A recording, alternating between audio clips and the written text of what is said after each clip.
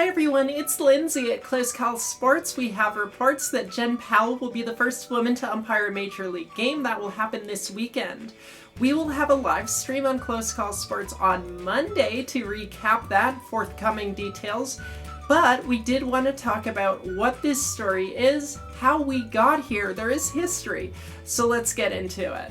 We're going to talk about Angel Hernandez later. He does factor in, but let's begin with Bernice Gara. Gara was the first woman to officiate a minor league game. She did that in 1972, but had to fight baseball every step of the way to get there. Multiple lawsuits had to be filed, and ultimately it was a court judgment that's the only reason that Bernice Gara was allowed onto a field. She lasted about a day before the harassment was too much for her, predominantly based on the fact that she was a woman. In fact, Al Barlick, who is in the Hall of Fame for umpires, think about that for a second, said that she belongs in the kitchen. This is the same Al Barlick that refused to hire Al Clark allegedly because he was Jewish.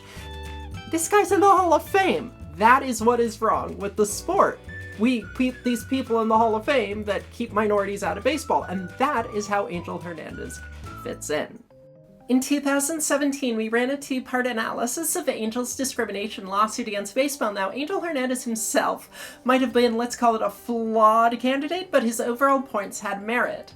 We looked at race, we looked at color, national origin, religion, sex-based discrimination. When it comes to women specifically who have tried to umpire in baseball, the history is really bad. There have been a history of lawsuits, settlements, judgments that have not favored the major leagues. For instance, Pam Postuma got to AAA in the late 80s and then got mysteriously let go. She sued baseball after the fact, and there was a settlement reached out of court, sealed.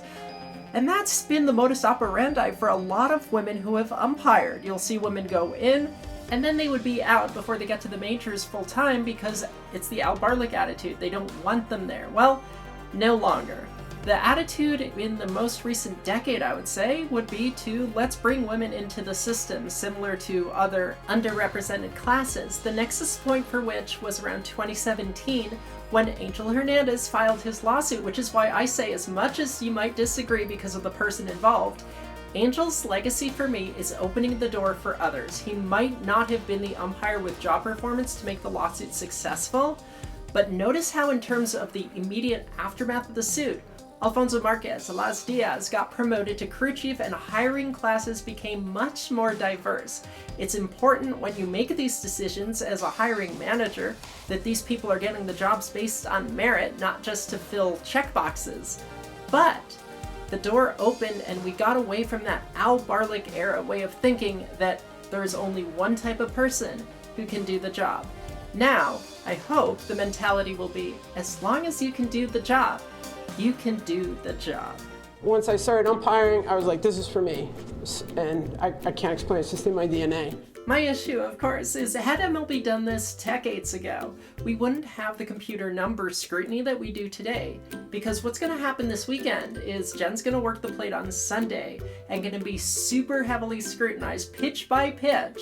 And if those reports after the game are sub-satisfactory, which when you're working under a lot of pressure could happen, it's gonna look bad. Just don't read the comments. Thanks for watching. We'll see you on the site. See you on Monday for the live stream. Like and subscribe. And see you on closecallsports.com.